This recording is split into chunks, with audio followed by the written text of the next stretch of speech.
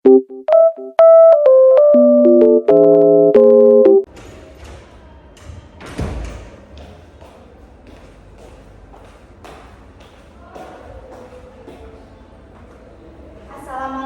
10.4. Waalaikumsalam warahmatullahi wabarakatuh, Bu Kami.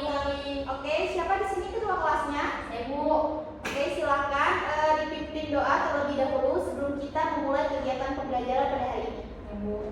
Sebelum memulai pembelajaran hari ini, ada baiknya kita berdoa menurut percaya dengan agama masing-masing. Berdoa mulai. Amin. Berdoa selesai. Oke, memulai pembelajaran Ibu akan absen terlebih dahulu ya. Ya, Bu. Oke. Nah, tetapi ketika Ibu menyebut nama kalian, Ibu itu ingin kalian tuh menyampaikan apa yang kalian rasakan hari ini gitu ya, dan saat ini gitu. Seperti Julia Antini, apa kabarnya hari ini? Merasa senang Bu, seperti itu ya. Bisa Ya, dipahami? Bu. Bisa. Oke, kita langsung ke absen pertama. Chico Jericho, ada? Masuk, Bu. Oke, yang kedua ada Liha Soliha. Hadir Bu. Gimana kabarnya hari ini Liha Soliha? Bahagia Bu. Bahagia. Oke, yang selanjutnya Julia Antini. Hadir, Bu. Lagi sedih. Kenapa sedihnya? Kebanjiran, Bu. Kasihan sekali. Rumah kamu di mana? Jauh, Bu. Jakarta Timur di situ. Betul. Oke, Jauh, Bu. semoga cepat surut ya, kita doakan. Amin. Oke, berarti kesimpulan hari ini untuk siswa yang tidak masuk itu hanya 2 orang ya. Tadi Ciko sama Malik ya. Iya, Malik nggak masuk, Bu. Sakit. Oke.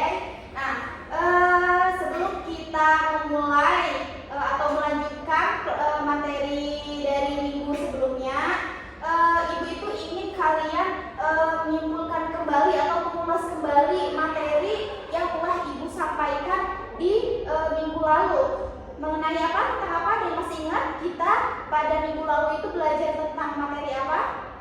Teori Persia, Bu. Teori Persia, oke. Teori Siapa Arab, lagi? Bu. Teori Arab. Teori Cina. Oke, teori Cina terus. Perkawinan, Bu. Perkawinan, oke. Nah, jadi sebelum Ibu menyampaikan materi pembelajaran pada hari ini, Ibu ingin kalian secara individu mengajukan diri untuk menyimpulkan materi yang telah disampaikan pada pertemuan minggu lalu. Oke. Bagi anak-anak atau bagi siswa yang dapat menyampaikan atau menyimpulkan materi dari minggu lalu, Ibu akan memberikan tambahan nilai. Oke, siapa yang mau berani menyampaikan pendapatnya atau menyimpulkan materi yang telah kita pelajari di minggu lalu? Ada? Saya, Bu. Oke, Julian ini. Tapi nggak lengkap apa-apa ya, Bu. Tidak apa-apa. Nah, saya ingatnya yang teori bujaran, Bu. Jadi teori bujaran itu berpendapat bahwa Islam itu datang atau dibawa ke Indonesia di abad 13. Ini ada bukti-bukti pendukungnya, Bu. Ada seperti penemuan batu nisan Sultan Malik As-Saleh, terus hubungan dagang Indonesia melalui jalur hubungan dagang Indonesia dengan India, Bu, tapi melalui jalur Indonesia Cambai ke Timur Tengah baru ke Eropa, Bu. Oke, mari kita kasih aplaus dulu untuk Julia Antini. Terima kasih Julia Antini. Oke, selain Julia Antini, ada lagi yang mau menyampaikan pendapatnya atau menyimpulkan materi yang telah kita pelajari di minggu sebelumnya? Oke, Liha Soliha. Oke, jadi ada 4 teori yang menjelaskan tentang masuknya Islam ke Indonesia. Saya ingin menjelaskan teori Arab saja ya Bu. Oke, tidak apa-apa. Silakan Liha. Jadi teori Arab. Nah, pada teori Arab beranggapan bahwa Islam masuk dibawa oleh orang-orang Arab atau penyair, ustadz gitu ya Bu ya, ulama Arab gitu yang datang ke Indonesia saat itu di abad 7 Masehi. Kenapa? Karena didasarkan bukti dengan adanya perkampungan Barus, lalu kemudian penamaan gelar Malik, itu Bu. Dan tokohnya itu didukung oleh Buya Hamka sendiri untuk orang Indonesia. Lalu ada Vanler juga. Itu saja Bu teori. Oke, sangat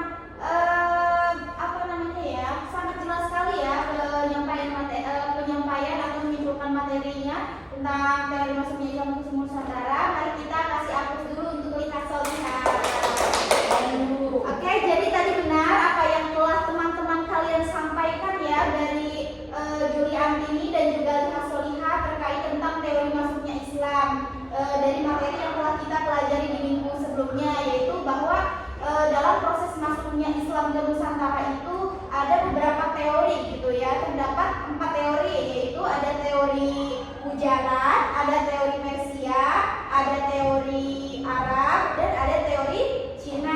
Nah, teori Gujarat ini itu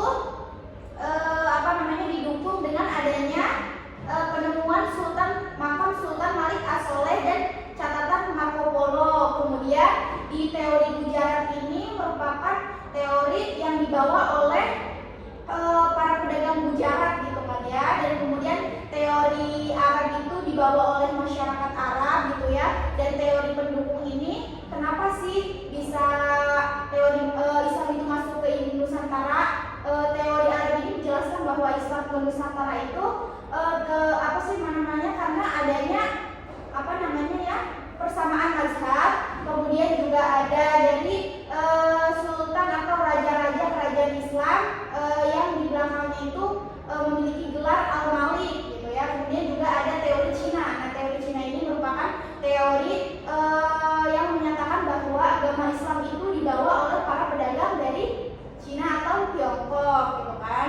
Dan kemudian juga ada saluran penyebaran agama Islam itu yang meliputi pernikahan, pendidikan, tasawuf, politik, kesenian ya. Oke. Nah, itu tadi kesimpulan dari materi yang telah kita pelajari di minggu sebelumnya. Dan di minggu sebelumnya Ibu juga sudah menjelaskan kepada kalian dan sudah membagi kelompok kalian menjadi 4 kelompok untuk menjelaskan tentang kerajaan-kerajaan Islam Nusantara. Nah, kenapa sih sebelum Ibu memulai pembelajaran hari ini Ibu mengulas kembali materi yang telah kita pelajari di minggu sebelumnya? Karena materi sebelumnya itu sangat berkaitan dengan materi yang sekarang akan kita pelajari. Oke, karena pembagian kelompok di minggu depan sudah dibagi dan juga materinya sudah dibagi ya. Jadi ada yang membahas tentang kerajaan Samudra Pasai, ada yang membahas tentang kerajaan Aceh Darussalam, kerajaan Demak, dan kerajaan Mataram ya. Oke.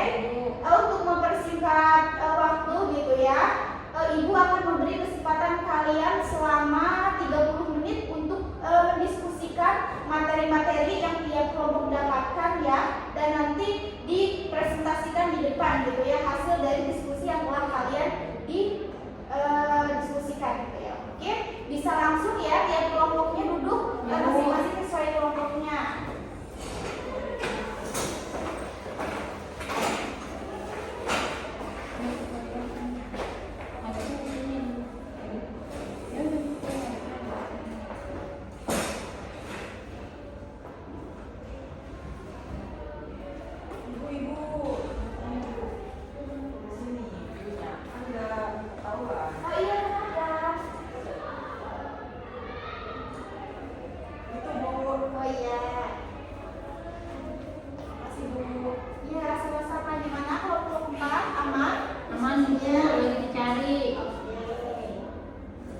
Boleh pakai HP kan Bu? Boleh.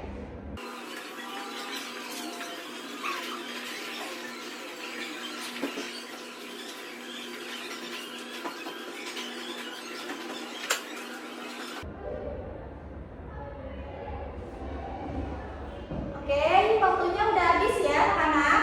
Oke, udah selesai semua diskusinya tiap kelompok. Udah Bu. Oke, jadi seperti apa yang tadi telah Ibu instruksikan ya, setelah setiap kelompok itu mendiskusikan materinya masing-masing, kemudian selanjutnya akan mempresentasikan hasil materi yang telah didiskusikan. Oke, langsung saja, siapa yang berani maju duluan untuk mempresentasikan hasilnya? Ibu. Siapa dulu ini? Saya Bu. Oke, lihat dari kelompok 1. Oke, dipersilakan kelompok 1 untuk memaparkan materinya. Makasih Bu. Ya, yang lainnya tolong disimak ya penjelasan dari materi yang memaparkan materi. Oke Bu. Assalamualaikum warahmatullahi wabarakatuh. Saya dan teman-teman di sini dari kelompok 1 ingin mempresentasikan hasil diskusi kami tentang Kesultanan Samudra Pasai. Nah, Kesultanan Samudra Pasai berkembang di abad 12 pertengahan, tepatnya 1270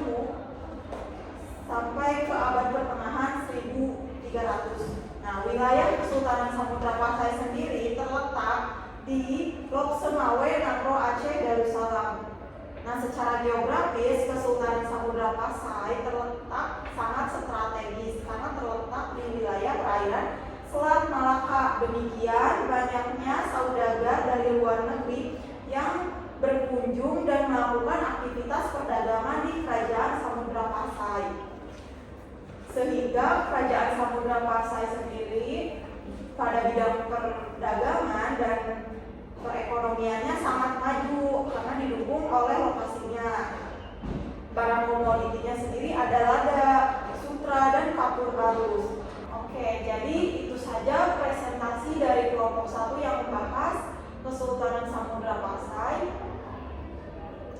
Oke, coba teman-temannya dibuka sesi tanya jawab dulu. Oke, Bu. Teman-teman ada yang ingin bertanya tentang Kerajaan Samudra Pasai? Cukup. Oke, karena dirasa cukup gitu dan teman-teman tidak ada yang mau bertanya, silakan ditutup kelompok 1. Sekian presentasi dari kami, kurang lebihnya mohon maaf. Terima kasih teman-teman yang sudah mendengarkan atau menambahkan. Kami tutup ya. Wassalamualaikum warahmatullahi wabarakatuh. Waalaikumsalam warahmatullahi wabarakatuh. Mari kita kasih aplaus dulu ya buat kelompok 1. Oke, kelompok selanjutnya siapa yang ingin mempresentasikan? Bu, kelompok kami Bu, benar Bu. Kelompok Demak, dipersilakan. Assalamualaikum warahmatullahi wabarakatuh. Waalaikumsalam warahmatullahi wabarakatuh. Di sini kelompok kami akan mempresentasikan hasil diskusi kami terkait tentang Kesultanan Demak. Para pakar memperkirakan bahwa Demak didirikan pada tahun 1500, sementara Majapahit telah hancur beberapa waktu sebelumnya.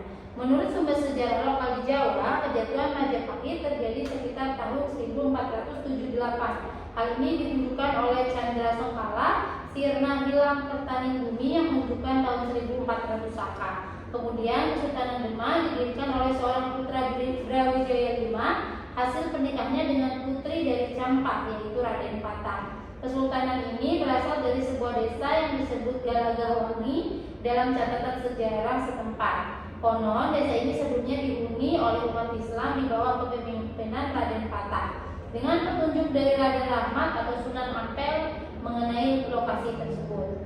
Kesultanan Demak berkembang menjadi pusat perdagangan dan penyebaran Islam di wilayah tersebut. Wilayah kekuasaan Demak meliputi beberapa daerah Jepara, Tuban, Sedayu, Palembang, Jambi, dan Kalimantan. Sekian presentasi dari kelompok kami. Oke, dibuka sesi tanya jawab dulu kelompok Demak. Baik, untuk teman-teman, jika ada yang ingin memberikan pernyataan, pertanyaan, silakan. Oke, karena tidak ada yang mau bertanya dan mungkin apa yang disampaikan dari kelompok Demak ini sudah sangat dipahami oleh teman-teman sekalian, silakan ditutup kelompok Demak. Ya, jika tidak ada pertanyaan, kami akhiri untuk pemaparan kami kali ini. Terima kasih. Wassalamualaikum warahmatullahi wabarakatuh. Waalaikumsalam warahmatullahi wabarakatuh. Oke, baik, terima kasih atas setiap kelompok yang telah memaparkan materinya gitu ya. Mari kita kasih aplaus terlebih dahulu. Oke, mungkin dari apa yang telah setiap kelompok sampaikan gitu ya mengenai kerajaan-kerajaan Islam di Nusantara yang mana berkaitan dengan materi teori Islam, maksudnya Islam ke Nusantara, itu dapat ibu simpulkan bahwa setiap kerajaan itu memiliki masa kejayaan dan masa kemunduran, di mana masa kemunduran itu disebabkan oleh beberapa faktor baik dari internal maupun yang dari dalam gitu ya. Oke, pembelajaran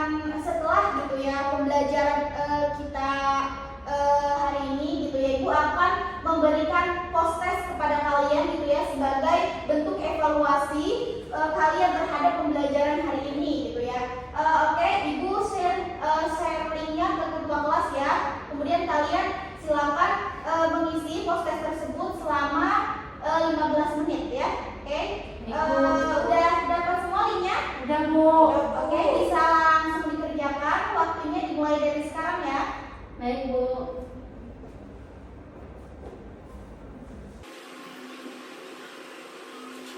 Oke, udah semua diisi post-testnya? Udah Bu. Udah Bu. Oke, sebelum kita mengakhiri pembelajaran, mari kita merefleksikan terlebih dahulu kegiatan tentang pembelajaran hari ini. Di sini siapa yang akan merefleksikan pembelajaran pada hari ini? Ada yang mau? Ya Bu. Oke, Juliantini, silakan.